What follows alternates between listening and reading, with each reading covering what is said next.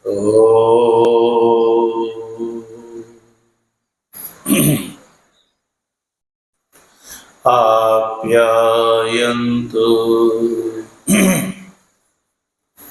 ममाङ्गनि वाक् प्राणश्चक्षुः श्रोत्रमथो बलमिन्द्रियाणि च सर्वाणि सर्वं ब्रह्मोपनिषदम् माहं ब्रह्मा निराकुर्याम् मा ब्रह्मा निराकरोद निराकरणमस्त्व निराकरणं मेस्तु तदात्मनि निरते य उपनिषत्सु धर्मा स्ते मयि सन्तु ते मयि सन्तु। ॐ शान्तिः शान्तिः शान्तिः। शङ्करं शङ्कराचार्यं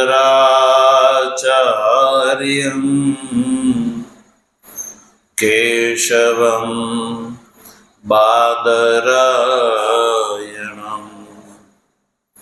सूत्रभाष्य कृतौ वन्दे भगवन्तौ पुनः पुनः। ईश्वरो गुरुरात्मेति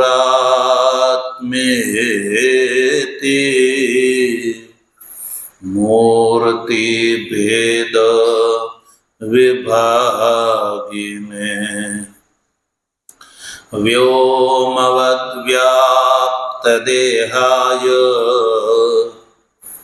दक्षिणामूर्तये नमः। ॐ शान्तिः शान्तिः शान्तिः। अलख निरंजन जय सच्चिदानंद माधवानंद हरे हरे।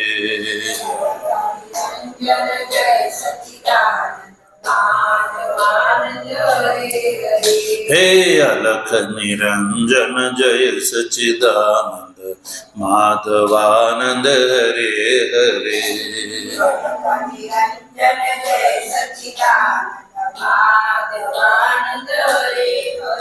हे माधवानंद हरे हरे गुरु माधवानंद हरे हरे।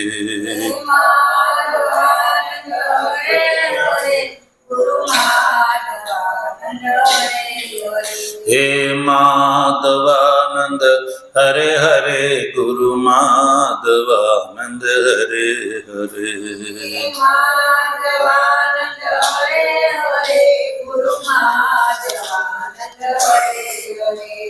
सब घट व्यापक जय सच्चिदानंद माधवानंद हरे हरे।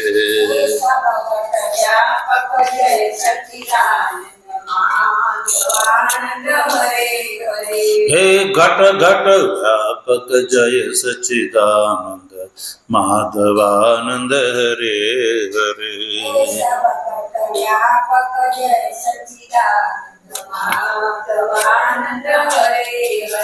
हे घट घट व्यापक जय सच्चिदानंद माधवानंद हरे हरे।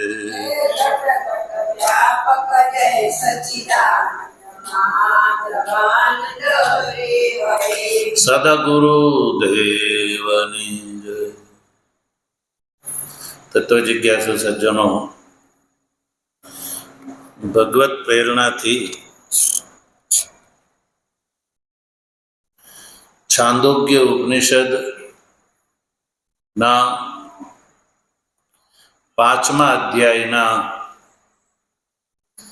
તૃતીય ખંડથી લઈને દશમ ખંડ પર્યંત ઉપલબ્ધ પંચાગ્નિ વિદ્યાનો વિચાર કરી રહ્યા છીએ. આ પ્રકરણના વિચારમાં 5 પ્રશ્નોની ચર્ચામાં 5મા પ્રશ્નનો ઉત્તર દીધા પછી પ્રવાહન જૈવલી રાજા પ્રથમ પ્રશ્નનો ઉત્તર પણ આપી ચૂક્યા અને બીજા પ્રશ્નનો પ્રસંગ ચાલી રહ્યો છે. પુનરાવૃત્તિ સંબંધી જે પ્રશ્ન છે કે જે ઈષ્ટાધિકારી સ્વર્ગમાં ગયા પછી ત્યાંથી જેની પુનરાવૃત્તિ થાય છે અને મનુષ્યાદિ દેહની જે પ્રાપ્તિ થાય છે ત્યાં સુધીની જે સ્થિતિનું વર્ણન રાજા પ્રવાહન જૈવલી કરી રહ્યા છે. તો પુનરાવૃત્તિ સંબંધી પ્રશ્નના ઉત્તરમાં રાજા પ્રવાહન જૈવલી આચાર્ય ગૌતમને કહે છે કે આકાશાદિ ક્રમથી પુનરાવૃત્તિ થાય છે. આકાશ, વાયુ, ધૂમ, અભ્ર, મેઘ અને વૃષ્ટિના માધ્યમથી અનુશય જીવ છે એ વ્રીહી યવાદી જે દેહ છે એની સાથે સંશ્લિષ્ટ થાય છે અને વ્રીહી યવાદીની સાથે સંશ્લિષ્ટ થયેલો જે અનુશયી જીવ છે એ વ્રીહી યવાદીનું જે ભક્ષણ કરે છે એ ભક્ષણના માધ્યમથી જે અનુશયી જીવ છે એ રેતસિક દેહનો સંયોગ એને થાય છે. અને આ દરમિયાન ચર્ચા ઘણી બધી થઈ કે રેતસિક દેહની પ્રાપ્તિ એને બહુ દુર્લભ છે. પછી બીજી ચર્ચા એ આપણે કરી કે એ મૂર્છિત સમાન છે. એ વખતે એને કોઈ પોતાના કર્મના ફળનો ભોગ એ વખતે થતો નથી. એટલે મૂર્છિત અવસ્થામાં એ જ્યાં સુધી રેતસિક શરીરની પ્રાપ્તિ ન થાય ત્યાં સુધી, અર્થાત કે એ પુરુષ સંજ્ઞા ધારણ ન કરે ત્યાં સુધી એને પોતાના કર્મના ફળનો ભોગ થતો નથી. હવે એ જે વ્રીહી યવાદી જે છે સજ્જનો, એને વિશે કહ્યું કે યો યો હિ અન્નમત્તિ રેત સિંચતિ તદ ભૂય એવ ભવતિ. અનુશયી જીવથી સંશ્લિષ્ટ જે વ્રીહ્યવાદી છે એ વ્રીહ્યવાદી અન્નનું જે રેતસિક એનું ભક્ષણ કરે છે, અનુશયીથી સંશ્લિષ્ટ જે અન્નનું જે જીવ ભક્ષણ કરે છે, જે રેતસિક જે ભક્ષણ કરે છે, પછી ભક્ષણ કર્યા પછી સજ્જનો એ ભક્ષણ કરવા વાળો કોઈ પણ હોઈ શકે, મનુષ્ય, પશુ, પક્ષી, કીટ પતંગ હોઈ શકે, પણ એ કર્મ પ્રમાણે એને એ રેતસિક દેહની પ્રાપ્તિ થાય છે સજ્જનો. પછી એ રેત સિંચતી તદ ભૂય એવ ભવતી. જેણે એ અનુશયથી સંશ્લિષ્ટ અન્નનું ભક્ષણ કર્યું અને આ જે સંશ્લિષ્ટ જે અનુશયી છે એ રેતસિક ના શરીરની અંદર દાખલ થાય છે અન્નના માધ્યમથી. પછી એ રેતસિક જે છે એ એની જે સ્ત્રી દેહધારી છે એની અંદર એનું સિંચન કરે છે.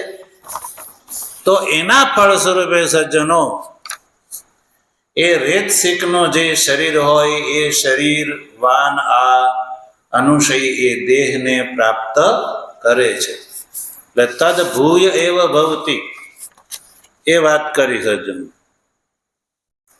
તદ ભૂય એવ ભવતી, રેત સિકના શરીરની નો જે સ્વરૂપ હોય છે એ જ સ્વરૂપ આને પ્રાપ્ત થાય છે. એટલે કે મનુષ્યનો મનુષ્ય બને છે, ગૌનો ગાય બને છે, પશુનો પશુ બને છે, કીટનો કીટ શરીર આ જે અનુશયને પ્રાપ્ત થાય છે. તો એ જે શરીર પ્રાપ્ત થવું એમાં શું હેતુ છે? અનુશયી જીવ છે એનાથી સંશ્લિષ્ટ જે વ્રીહિયવાદી છે એ કોઈ પણ ભક્ષણ કરે તો જેણે ભક્ષણ કર્યું એ આકારનું શરીર અને પ્રાપ્ત થાય છે. તો પ્રશ્ન ઊભો થાય કે પશુ ખાય તો પશુનું શરીર પ્રાપ્ત થાય અને મનુષ્ય ખાય તો મનુષ્યનું શરીર પ્રાપ્ત થાય. તો આમાં નિયામક કોણ? કે એ કાકતાલી ન્યાયથી પ્રાપ્ત થાય છે? તો કહ્યું કે નહીં, આ જે અનુશયી છે, જે વ્રીહિયવાદીથી સંશ્લિષ્ટ જે છે અનુશયી, એને આગળનું જે શરીર છે એ એના પોતાના કર્મ પ્રમાણે પ્રાપ્ત થાય છે. એ વાત આ 7મી કંડિકામાં કરવામાં આવી રહી છે. જો તદ્ય ઇહ રમણીય ચરણા અભ્યાસોહ યત્તે રમણીયામ યોનિમ આપદ્યેરન બ્રાહ્મણ યોનિમ વા ક્ષત્રિય યોનિમ વા વૈશ્ય યોનિમ વા. અનુશયીની વચ્ચે જે ઇહ રમણીયમ ચરણા, ઇહ એટલે આ લોકમાં,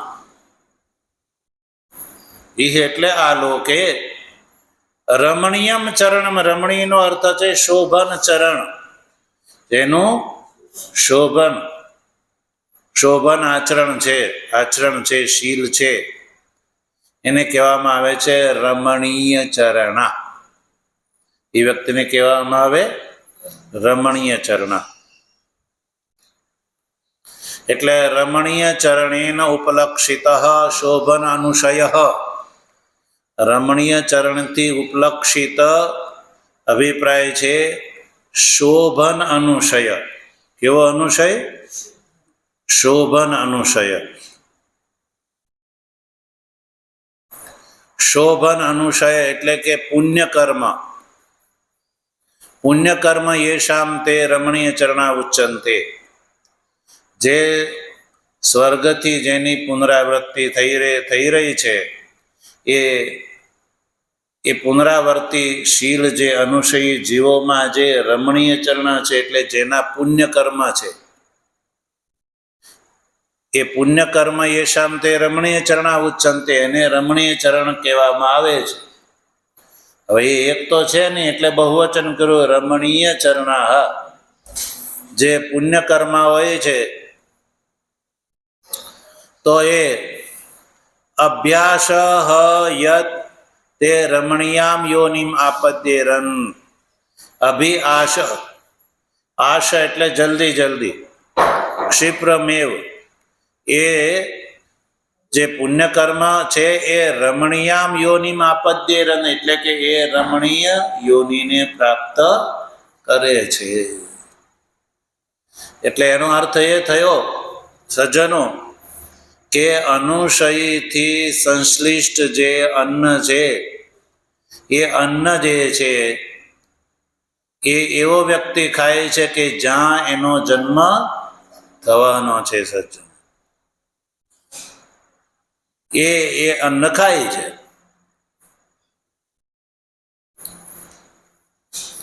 હવે એ રમણીય ચરણ છે એટલે કે શોભન અનુશય છે, પુણ્યકર્મ છે એવું કીધું.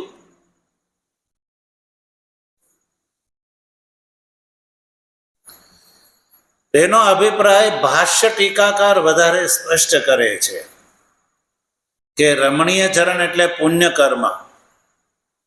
તો એ કયું પુણ્ય કર્મ હશે? જે પુણ્ય કર્મ નો ભોગ તો એને સ્વર્ગમાં કરી લીધો. સ્વર્ગની પ્રાપ્તિ શેના ફળ સ્વરૂપે થાય છે? પુણ્ય કર્મના ફળ સ્વરૂપે. તો પુણ્ય કર્મનો ભોગ તો ત્યાં એને થઈ ગયો. તો પછી આ અનુષયી જીવને એવું કયું પુણ્ય કર્મ બાકી હશે કે જે પુણ્ય કર્મના ફળ સ્વરૂપે બ્રાહ્મણાદિ યોનિની પ્રાપ્તિ આ શ્રુતિ બતાવી રહી છે? તો ભાષ્ય ટીકાકાર સ્પષ્ટ કરે છે, જો અન્ય અધિષ્ઠિતેષુ પૂર્વવદ અભિલાપાત ઇતિ ન્યાયેન. જો આ પ્રકરણ છે ને સજ્જનો, એનો વિચાર આચાર્ય બાદરાયણજીએ બ્રહ્મસૂત્રના 3જા અધ્યાયના પ્રથમ પાદના પ્રથમ અધિકરણની અંદર કરેલો છે. આ પંચાગ્નિ વિદ્યા પ્રકરણનો વિચાર 3:1:24 3જો અધ્યાય પહેલો પાદ અને 24માં, એટલે એના પ્રકરણનું સૂત્ર છે અન્ય અધિષ્ઠિતેષુ પૂર્વવદ અભિલાપાત. એ સૂત્ર છે. એ સૂત્રમાં કયા પ્રમાણે નિર્ણય કર્યા પ્રમાણે ઇતિ ન્યાયેન તેષુ વ્રીહ્યાદિષુ સંશ્લિષ્ટા, એટલે કે વ્રીહી વગેરેની સાથે જે સંશ્લિષ્ટ જે અનુષયી છે, વ્રીહીની સાથે જે સંશ્લિષ્ટ, વ્રીહીનો અભિમાની નહીં પણ જે સંશ્લિષ્ટ છે, જે અનુષયી છે, એ અનુષયીઓમાં તેષામ મધ્યે, એ અનુષયીની વચ્ચે એ કેચિદ અસ્મિન લોકે, એ શબ્દનો પ્રયોગ છે ને, એનો અર્થ કરે લોકે. તો કયા લોકમાં? તો અસ્મિન લોકે. અસ્મિન લોકે એટલે કે જે સ્વર્ગમાં જતા પહેલા એ કયા જન્મમાં હતો? મનુષ્ય શરીરમાં. મનુષ્ય શરીરમાં એને અગ્નિહોત્રાદિ કર્મ કર્યા અને એના ફળ સ્વરૂપે એ સ્વર્ગમાં ગયો. ઈષ્ટ કર્મ, પૂર્ત કર્મ અને દત્ત કર્મના ફળ સ્વરૂપે. તો સ્વર્ગનો લાભ કોને મળે છે? મનુષ્યને.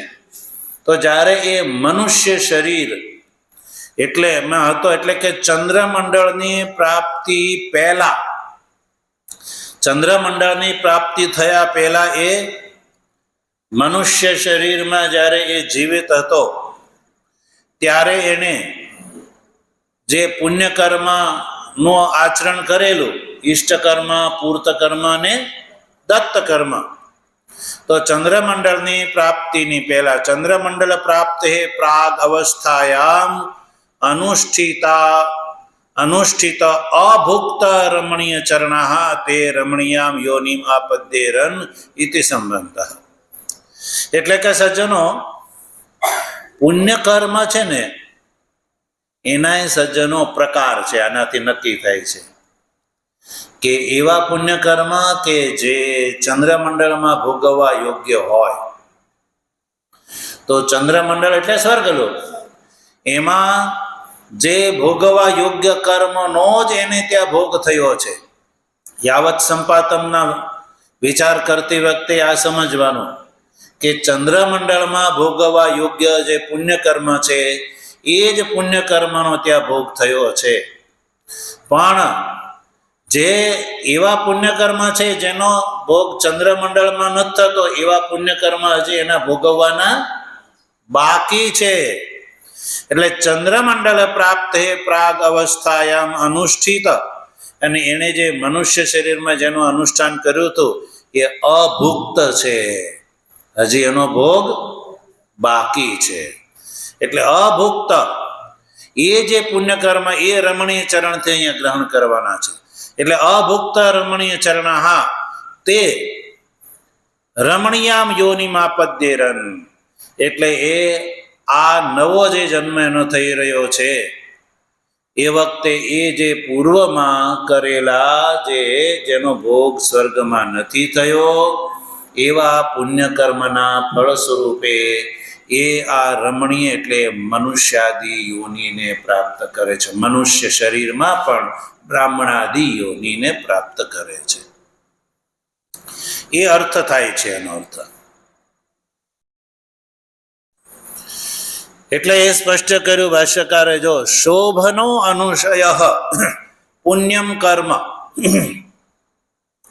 એવા પુણ્ય કર્મ કે જેણે મનુષ્ય શરીરમાં કર્યા હતા અને એનો ભોગ છે સજ્જનો સ્વર્ગમાં નહોતો થયો. એટલે સ્વર્ગમાં ન થવાનું કારણ શું છે કે સ્વર્ગમાં તો યાગાદિ કર્મનો ફળ ભોગ થાય છે, બધા પુણ્ય કર્મનો નહીં. એટલે એની પાસે પુણ્ય કર્મ પણ શેષ છે. એ પુણ્ય કર્મના ફળ સ્વરૂપે એ રમણીય ચરણ હોવાના કારણે રમણીય યોનિને પ્રાપ્ત કરે છે સજ્જનો.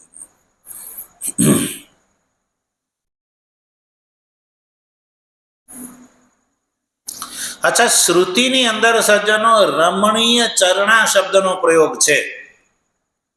શ્રુતિમાં જુઓ તો શું છે? તદ્ય યહ રમણીય ચરણા અભ્યાસો યતે રમણીયામ યોનિમાપદ્યેરન.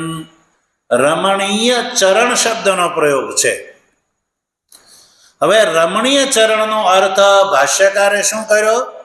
શોભન અનુશય એવો અર્થ કર્યો. રમણીય ચરણ એ શ્રુત્યુક્ત જે પદ છે, એ શ્રુત્યુક્ત પદનો અર્થ ભાષ્યકાર કહે છે શોભન અનુશય.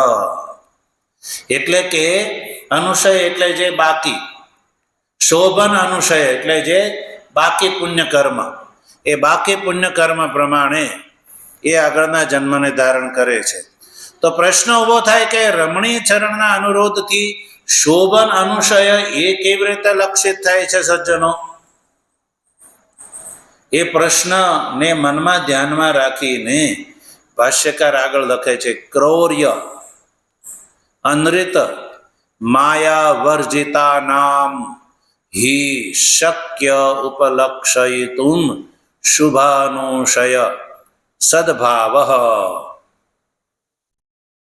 કહે છે કે ક્રૌર્ય અનૃત માયા વગેરેથી જે વર્જિત છે. ક્રૌર્ય એટલે ક્રૂરતા, અનૃત એટલે જૂઠ, માયા એટલે વંચના, વગેરેથી વર્જિત જે હોય એ વર્જિતાનામ હિ શક્યમ ઉપલક્ષયિતુમ શક્યમ શુભાનુશય સદભાવ. શુભ અનુશય, શુભ અનુશયનો જે સદભાવ છે, શુભાનુશયનો જે સદભાવ છે, શુભાનુશયની જે પ્રાપ્તિ છે એ એને જ સંભવ છે કે જે ક્રૂરતા અનૃત માયાથી વર્જિત છે. તો રમણીય ચરણનો અર્થ શું છે? રમણીય ચરણનો અર્થ સીધો છે જે ક્રૂર નથી, જેનું આચરણ, એટલે કે જે વ્યક્તિ ક્રૂર નથી, અનૃત અને માયાથી જે વર્જિત છે.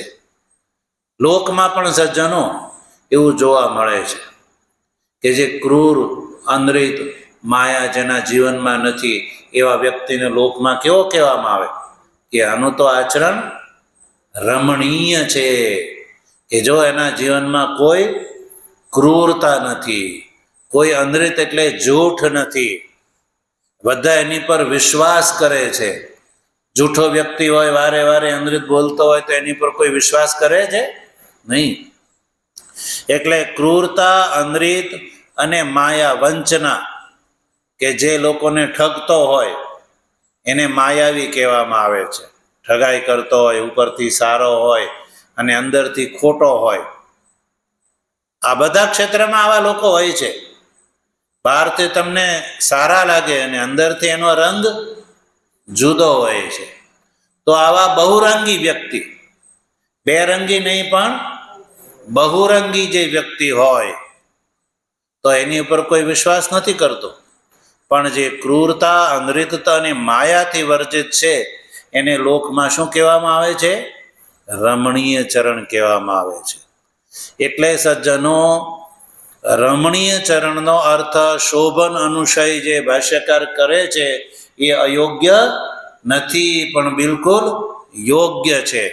એટલે શુભાનુશયનો સદભાવ એટલે કે જે પુણ્યકર્મ છે, પુણ્યકર્મ જે છે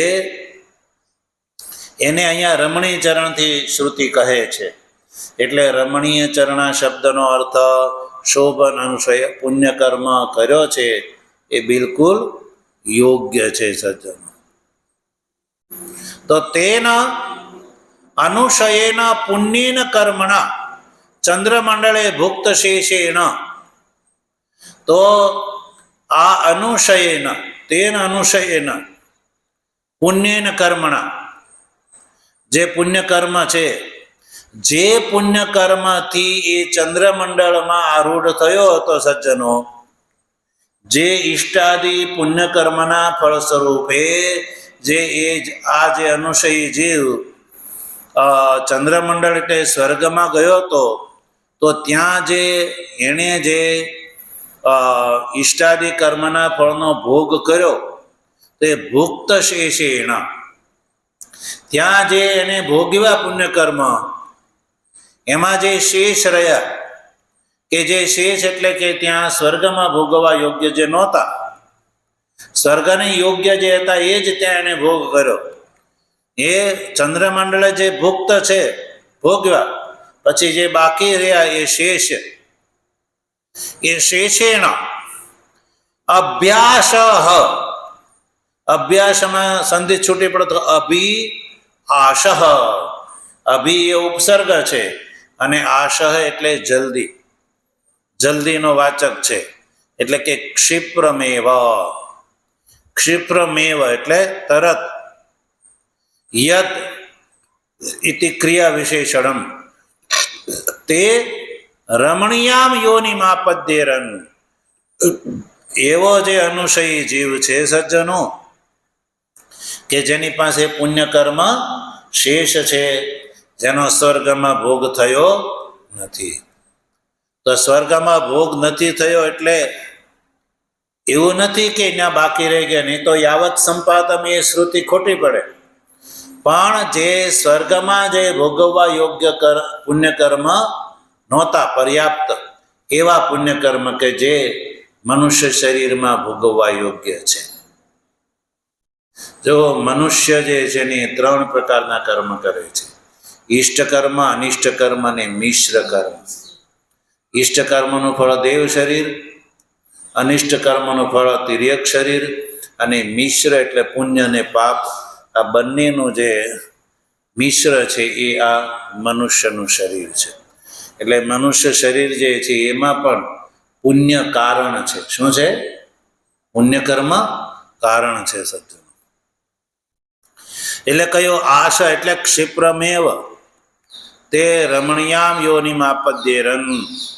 રમણીય ચરણવાળો છે એ રમણીય યોનિને પ્રાપ્ત કરે છે.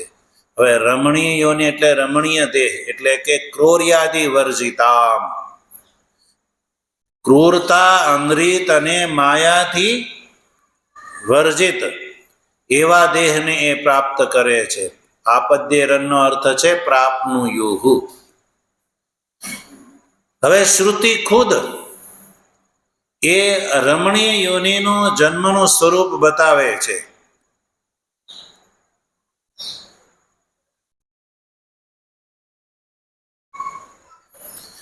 કે રેતસિક યોગ થયા પછી એ જે શેષ કર્મ છે એ શેષ કર્મના ફળ સ્વરૂપે રમણીયામ યોનિમાં આપદ્યેરન ઇતિ, એ ક્ષિપ્ર એટલે જલ્દી એને પ્રાપ્ત કરે છે. એમાં પણ હેતુ બતાવ્યો કે સ્વકર્મ અનુસારેણ, પોતાના કર્મના અનુસાર. હવે એ રમણીય યોનિના નામ શ્રુતિ ખુદ બતાવે છે. બ્રાહ્મણ યોનિમ વા, ક્ષત્રિય યોનિમ વા, વૈશ્ય યોનિમ વા. આ મનુષ્યના આ જે વર્ણના પ્રકાર બતાવ્યા, બ્રાહ્મણ આદિ, બ્રાહ્મણ, ક્ષત્રિય, વૈશ્ય અને શૂદ્ર, આ 4 પ્રકાર હોય છે કે નહીં સજ્જન? તો એ બ્રાહ્મણાદિ યોનિ છે, એને સજ્જનો એ પ્રાપ્ત કરે છે. આ બ્રાહ્મણાદિ એ રમણીય ચરણ છે, બ્રાહ્મણ, ક્ષત્રિય, વૈશ્ય વગેરે. તો એને એ પ્રાપ્ત કરે છે. તો પ્રાપ્ત કરવામાં હેતુ શું છે? સ્વકર્મ અનુરૂપેણ. એ જે શોભન અનુશય છે પુણ્યકર્મ, એ પુણ્યકર્મમાં પણ તારતમ્ય છે. પુણ્યકર્મમાં પણ તારતમ્ય છે સજ્જનો.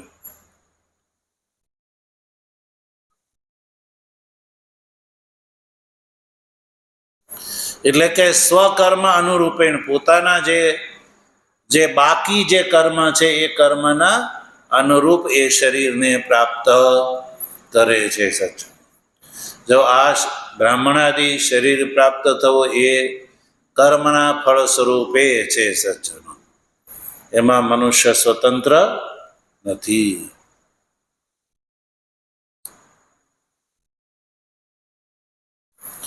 પછી આગળ શ્રુતિ કહે છે કે જે અનુશયી જીવ છે,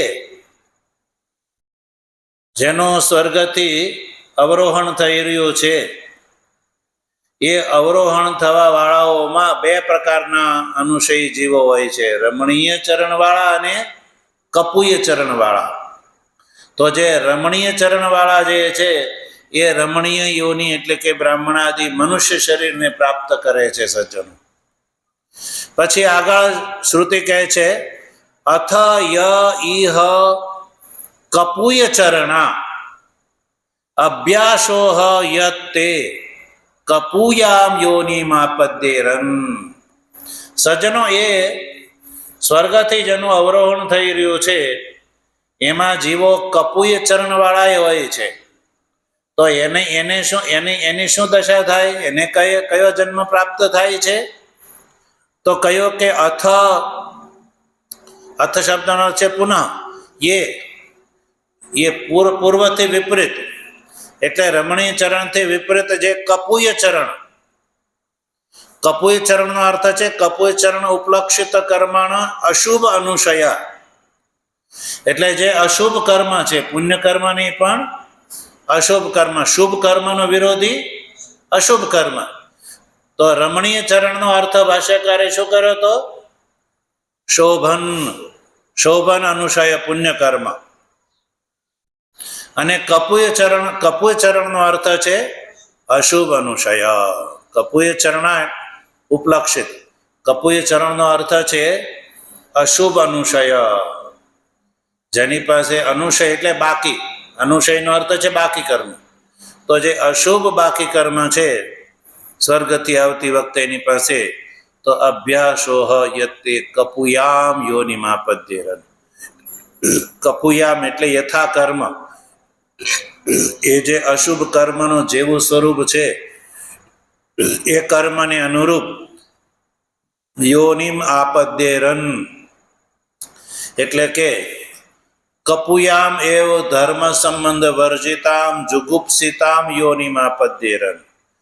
ભાષ્યકાર કપુય શબ્દથી કપુય યોનિનો પ્રકાર બતાવે છે. કપુયામ એવ મને ધર્મ સંબંધ વર્જિતામ. કપુયનો અર્થ છે ધર્મ સંબંધથી વર્જિતામ. એ દેહ કેવો છે? જુગુપ્સિત. જુગુપ્સિત એટલે જે નિંદ્ય, ઘૃણા કરવા યોગ્ય, જુગુપ્સિત યોનિ કઈ છે એ? તો જો શ્રુતિ ખુદ બતાવે છે, કપુય ચરણ જે છે અશુભ અનુશયને અહીંયા આગળ કયો શરીર પ્રાપ્ત થાય છે? તો સ્વયોનિમ, સુકર યોનિમ વા ચાંડાલ યોનિમ. આ પ્રકાર બતાવ્યા. તો આ કપુય યોનિ છે દેહ. કપુય જન્મ એટલે નિંદ્ય જન્મ. સ્વયોનિ એટલે કૂતરાનું શરીર. સ્વનો અર્થ છે કૂતરાનું શરીર. સુકર એટલે ભૂંડ વગેરે, સુવર વગેરે, એ બધા. ચાંડાળનું શરીર વગેરે એને આપણે ત્યાં જુગુપ્સિત ધર્મ સંબંધથી વર્જિત ગણવામાં આવે છે. એવા શરીરને એ પ્રાપ્ત કરે છે સજ્જનો. એટલે એવું નથી કે સ્વર્ગમાં જે છે ગયેલો હોય એ પુણ્યકર્મા જ હોય, પણ સ્વર્ગમાં જવા યોગ્ય એને કર્મ કર્યા છે યાગાદિ, ઈષ્ટકર્મ, પૂર્તકર્મ અને દત્તકર્મ. તો મનુષ્ય આ શરીરમાં બધા પ્રકારના કર્મો કરે છે. એ યાગ પણ કરે છે, ઈષ્ટકર્મ, પૂર્તકર્મ અને દત્તકર્મ પણ કરે છે, અને મનુષ્ય નિંદ્યકર્મ પણ કરે છે. તો સ્વર્ગમાં તો એ જ કર્મફળનો ભોગ થાય છે જે ઈષ્ટકર્મ, પૂર્તકર્મ અને દત્તકર્મ છે. એ સિવાયના બીજા પુણ્યકર્મ અને પાપ કર્મ આ બધા એની પાસે છે. તો પાપ કર્મ વધારે હોય એના કારણે કપુય, પુણ્યકર્મની અધિકતાના કારણે રમણીય ચરણ. એટલે કહ્યું કે ધર્મ સંબંધથી વર્જિત જુગુપ્સિત એવા શરીરને એ પ્રાપ્ત કરે છે કપુય આચરણના કારણે. કપુયનો અર્થ છે અશુભ અનુશય, પાપ કર્મ. અશુભનો અર્થ છે જે બાકી છે, પાપ કર્મ જેનો ભોગ સ્વર્ગમાં થયો નથી. એ વાત બહુ આપણે જોરશોરથી ભાષ્યકાર સ્પષ્ટ કરી ચૂક્યા કે સ્વર્ગમાં બધા કર્મનો ભોગ થતો નથી. કેવલ ઇષ્ટાદિ કર્મના ફળનો જ સ્વર્ગમાં ભોગ થાય છે, બીજા તો બાકી રહે છે. એટલે એ જે બાકી રહેલા એ બંને પ્રકારના કર્મ હોઈ શકે છે.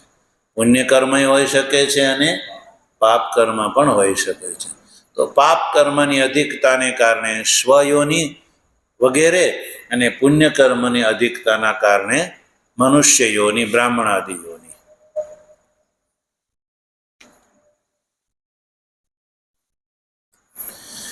તો પછી હવે આ જે વાત થઈ તો એ કેવી રીતે પ્રાપ્ત થાય છે તો આપણે ફરીને જોઈએ. જો જે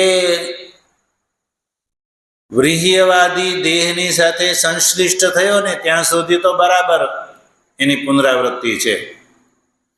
પછી જે વ્રીહ્યવાદી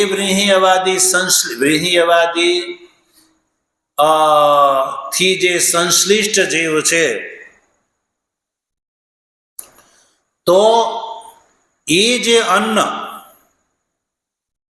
એ રેતસિકના યોગ પહેલા, એ રેતસિક શરીરનો યોગ એને પોતાના કર્મ અનુસાર થાય છે.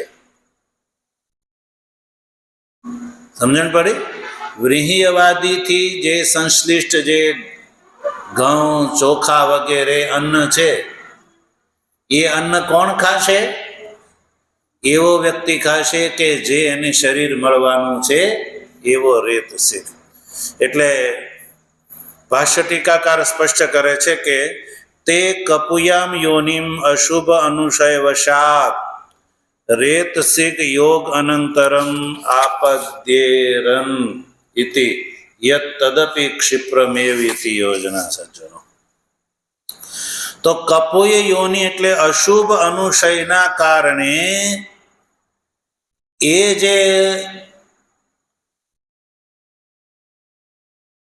જે સ્વર્ગથી જે અનુશયી જીવ જે અન્નની સાથે જે સંશ્લિષ્ટ છે, વ્રીહ્યવાદીની સાથે જે સંશ્લિષ્ટ છે, એ અન્ન એ જ વ્યક્તિ ભક્ષણ કરે છે કે જ્યાં એનો કર્મ અનુસાર જન્મ થવાનો હોય છે. સજ્જન, જેમ કે સમજો કે રમણીય ચરણ છે તો એ અનુશયથી સંશ્લિષ્ટ જે વ્રીહ્યવાદી અન્ન કોણ ખાશે?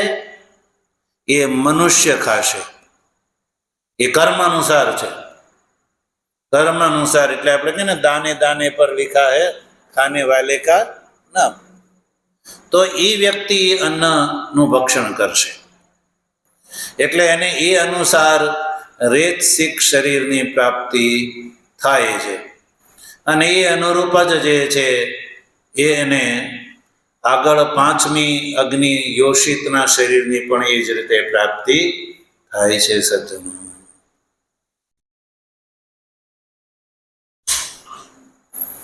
એટલે એ જ રેતસિક એટલે રેત સિંચન કરવામાં સમર્થ એવો વ્યક્તિ જ એ અન્નનું ભક્ષણ કરશે કે જે અન્નની સાથે પેલો અનુશયી જીવ સંશ્લિષ્ટ છે. તો અશુભ અનુશય વશાત એ જ રેતસિક નો યોગ થાય છે. એટલે રેતસિક નો યોગ જે છે એ કપુય આચરણ અને રમણીય આચરણ અનુસાર જ થાય છે સજ્જનો. એટલે રેતસિક યોગ અનંતરમ આપદ્યેરન ઇતિ યત તદપિ ક્ષિપ્રમેવ ઇતિ યોજના. ત્યાં પણ ક્ષિપ્ર શબ્દનો અર્થ જોડીને કહે કે તરત એની પ્રાપ્ત થાય છે સજ્જનો. તો સજ્જનો શ્રુતિએ આ બંને પ્રકારના નામ બતાવ્યા, બ્રાહ્મણાદિ શરીર અને શ્વાન શુકર વગેરેના શરીર એ અશુભ અનુશયના કારણે, અને મનુષ્ય શરીર જે છે એ પણ રમણીય આચરણના કારણે મનુષ્ય શરીર પ્રાપ્ત થાય છે. કપુય આચરણના કારણે સ્વયોની શુકર યોની ચાંડાલ યોનીની પ્રાપ્તિ થાય છે. એટલે કે સજ્જનો એ જ રેતસિક એ અન્નનું ભક્ષણ કરે છે કે જે અન્નમાં આ જે અનુશયી જીવ સંશ્લિષ્ટ હોય. નહીં તો સમજો કે અનુશયી જીવ રમણીય આચરણ વાળો છે અને એ અનુશયીથી સંશ્લિષ્ટ જે અન્ન છે એ કૂતરાના ખાવામાં આવે તો પછી એને કૂતરાનો જન્મ થાય તો એવા એના કર્મ ન હોય તો એ કૂતરાના શરીરમાં જરૂરી નથી કે એ રેત શીખ સુધી પહોંચી શકે. એનાથી બહાર નીકળીને આગળ એને એ લોક ગમે ત્યારે એને એ રેત શીખ મનુષ્ય શરીરનો જ યોગ થાય ત્યારે જ એને નવું મનુષ્યનું શરીર પ્રાપ્ત થાય છે. નહીં તો એ અનુચિત કહેવાય ને, આચરણ રમણીય છે. અને જે અનુશયથી સંશ્લિષ્ટ વ્રીહ્યવાદી અન્ય કોઈ પણ ખાઈ જાય તો એને એ પોતાના કર્મને અનુરૂપ જન્મ ન મળ્યો કહેવાય ને. નહીં, જન્મ કેવો મળવો જોઈએ? કર્મને અનુરૂપ. એટલે એ સ્વયોનિમ શુકર યોની એટલે કે એ એવો જ પ્રાણી એ અન્નને ખાય છે સજ્જનો. એટલે એના ફળ સ્વરૂપે નવું શરીર એને પ્રાપ્ત થાય. એટલે સ્વકર્મ અનુરૂપેણ એવ. એટલે ભાષ્યકાર કહે છે કે આ રીતે રેતસિક જે દેહ છે એટલે કે ચતુર્થ અગ્નિ પુરુષનું શરીર. પુરુષ એટલે પુલ્લિંગનું શરીર કે જે કોઈ પણ યોનિની અંદર હોય ને પુલ્લિંગ. કૂતરાની અંદર કૂતરો શું કહેવાય? પુલ્લિંગ કહેવાય. એટલે એ પાંચમી અગ્નિ જે છે પુલ્લિંગ છે, આ ચોથી અગ્નિ ને પાંચમી અગ્નિ છે એ સ્ત્રીલિંગ છે. એટલે એ અનુસાર જન્મ સજ્જનો થાય છે એ વાત ભાષ્યકારે કરી. અને એમાંય વિકલ્પનું કારણ છે સ્વકર્મ અનુરૂપ. હવે જ્યારે શ્રુતિમાં લખ્યું સ્વયોની, શુકર યોની અને ચાંડાલ યોની વગેરે, એને અશુભ યોની કહેવામાં આવે છે. બ્રાહ્મણ, ક્ષત્રિય, વૈશ્ય વગેરે શુભ યોની. તો પછી કોણ શ્વાન બને, કોણ શુકર બને, કોણ ચાંડાળ બને? તો એમાં પણ વિકલ્પમાં એના પોતાના કર્મો કારણ છે. તત્રાપી વિકલ્પે કારણમાં સ્વકર્મ અનુરૂપેણ એવા. એના જે અનુશય જે શેષ કર્મ બાકી છે એ અનુરૂપ એનો નવો જન્મ થાય છે સજ્જનો. તો સજ્જનો અહીંયા સુધી પુનરાવૃત્તિ સંબંધી પ્રશ્નની ચર્ચા સમાપ્ત થઈ. આજે ઘણા દિવસથી આપણે આ પુનરાવૃત્તિ સંબંધી ચર્ચા કરી રહ્યા છીએ ભાષ્ય અનુસાર. હવે અહીંયાથી જે આગળનો પ્રશ્ન છે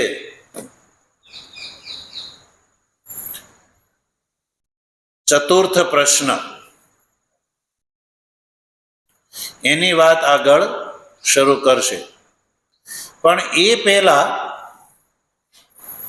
એક બીજી વાત જો શ્રુતિ કરે છે 8મી કંડિકામાં. એ 8મી કંડિકામાં શું કહે છે આગળ, એ વાત ભગવાનની કૃપા હશે તો આપણે આગળ કરીશું. અહીંયા આપણે 7મી કંડિકાની ચર્ચા અહીંયા આજે સમાપ્ત થઈ, અને 7મી કંડિકાની સમાપ્તિની સાથે પુનરાવૃત્તિ સંબંધી જે પ્રશ્ન હતો એ પ્રશ્ન સમાપ્ત થઈ ગયો.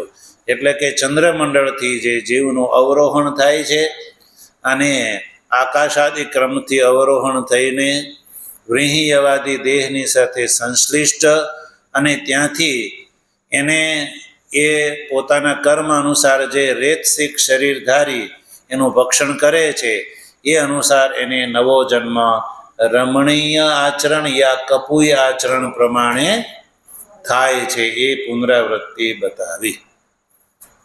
ઓમ આપ્યાયન્તુ મમાંગાની વાક પ્રાણશ્ચક્ષુઃ શ્રોત્રમથો બલમિન્દ્રિયાણિ ચ સર્વાણિ સર્વં બ્રહ્મોપનિષદં માહં બ્રહ્મા નિરાકુર્યામ મા બ્રહ્મા નિરાકરોદ નિરાકરણમસ્ત્વ નિરાકરણં મેસ્તુ તદાત્મનિ નિરતે ય ઉપનિષત્સુ ધર્મા તે મયિ સંતુ. ઓમ શાંતિ શાંતિ શાંતિ. શંકરં શંકરાચાર્યં કેશવં બાદરાયણં સૂત્રભાષ્યકૃતૌ વંદે ભગવन्तૌ પુનઃ પુનઃ.